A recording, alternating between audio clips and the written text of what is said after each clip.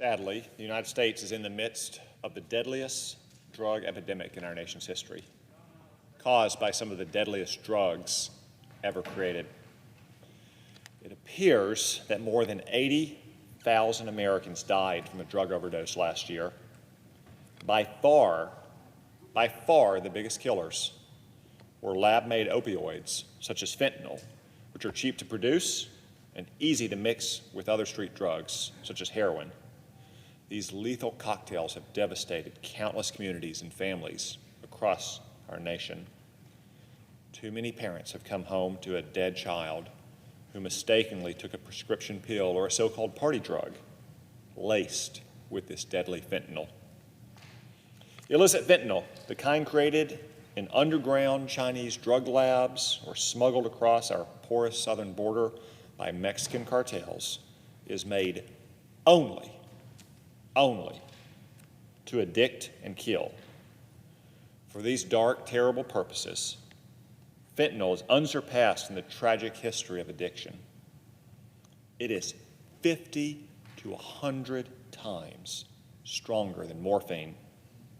Just 2 milligrams of fentanyl, the amount equivalent to a few grains of salt, is enough to kill a grown man. Just last December, police arrested a man in Arkansas carrying 7 pounds of fentanyl. Depending on the purity of that fentanyl, that would have been enough to deliver a fatal dose to up to 1.5 million Americans. And that's far from the biggest fentanyl bust that police have ever made. That means that every time our Border Patrol stops a drug mule coming across our southern border, every time the Coast Guard intercepts a drug runner's vessel in our waters, and every time a SWAT team raids a drug dealer's stash house, they could be averting what is in effect a mass casualty attack on our country. Unfortunately, these Mexican drug cartels and Chinese super labs are diabolically creative in waging this new kind of opium war against the United States. When American law enforcement started cracking down on fentanyl a few years ago, the cartels started producing so-called analogues, or lookalikes, drugs that are chemically distinct from fentanyl, yet have no legitimate medical uses, but which will kill you just as quickly. Some of these analogues are even more powerful than fentanyl, up to 150 times more potent of a drug that I would remind you once again is itself 50 to 100 times more potent than morphine. And because these drugs are chemically distinct from fentanyl, prosecuting and shutting down their creators is often prohibitively expensive, requiring law enforcement to hire expert witnesses to testify that the analog is in fact a deadly drug. So in 2018, the Drug Enforcement Administration took the necessary and prudent step of listing the entire class of fentanyl analogs as Schedule I prohibited substances. This decision closed a deadly loophole that drug dealers were using to escape punishment for poisoning our citizens, while still allowing legitimate researchers to apply for and obtain approval to research these analogs for potential medical or scientific breakthroughs. The evidence suggests that this law enforcement action has been getting results. Since the class-wide scheduling went into effect in early 2018, law enforcement encounters with uncontrolled fentanyl analogs plummeted by almost 90%. Of course, our work to solve the opioid epidemic is far from finished. We still have much to do to dismantle the cartels and the drug trafficking networks that spread fentanyl and its analogs and mix it with other drugs. But the DEA's efforts to control fentanyl analogs were a step in the right direction. Last year, the Senate voted unanimously to extend the DEA's emergency scheduling of fentanyl. But that extension is now set to expire. So we have the opportunity, in fact, I would say we have the responsibility to permanently control these deadly fentanyl analogs. So law enforcement has the legal backup it needs to take these dangerous drugs off the streets. If Congress doesn't act, this emergency scheduling order is set to expire next week. The authority of our Border Patrol to seize these drugs as they cross the border will be dramatically reduced. Cartels will once again be able to exploit loopholes to evade prosecution, and Chinese super labs will get right back to work, inventing new and creative ways to repackage fentanyl and to kill even more Americans. We cannot let that happen. I've introduced a bill to solve this problem once and for all by merely eliminating the expiration date on the law that protects us against these fentanyl analogs. I'm asking my colleagues to approve it just like we did last year, unanimously. I'd also like to urge my Democratic colleagues to disregard the liberal activist groups that are lobbying against controlling these deadly fentanyl analogs because they hope to use it as a bargaining chip to reduce criminal penalties for the most serious drug traffickers. Think about that. More Americans died of a drug overdose last year than in any other year in our history, yet these liberal activists are trying to help the drug traffickers who spread these very poisons.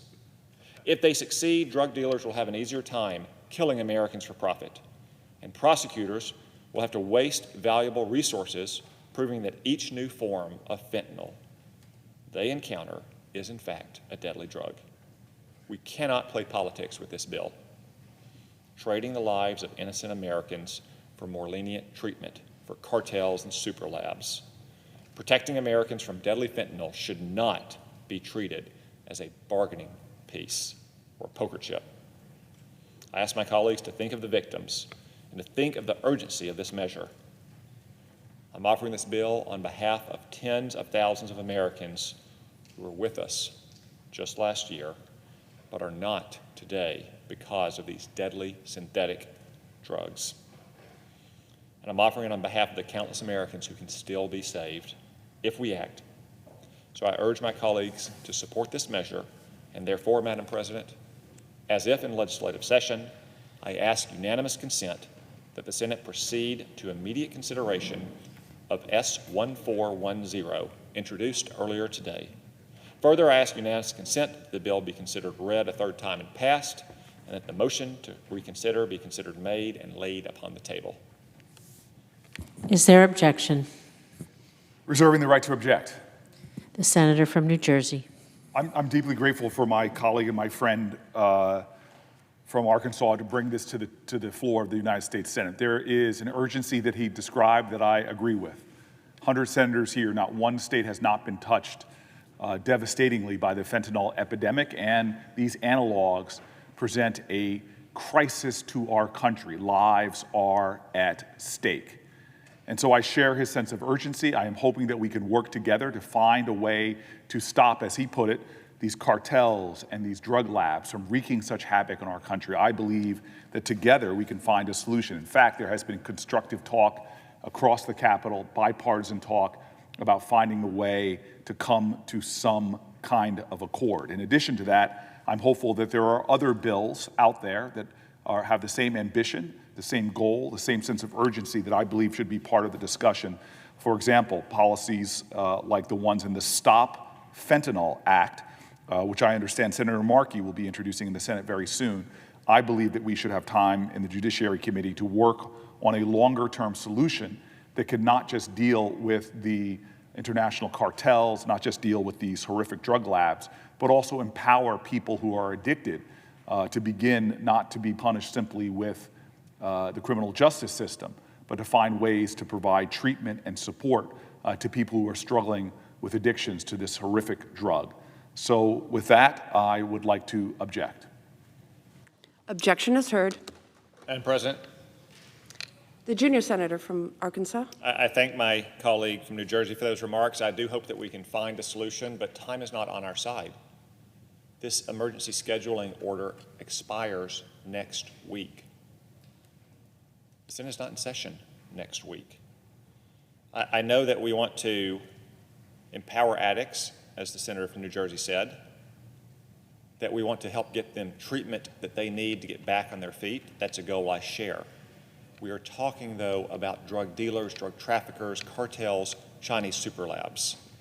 And if we do not pass an extension, in my bill, a permanent extension of this emergency scheduling order, it is the addicts who will be hurt, because their drug dealers and these cartels and the super labs will simply begin to flood our streets once again with these synthetic fentanyl analogues, which I remind you again can be 150 times more potent than fentanyl itself, which is 50 to 100 times more potent than morphine. So I hope my Democratic friends will reconsider in the short time we have this week, and we'll be able to pass a permanent extension of this scheduling order. Madam President, I yield the floor.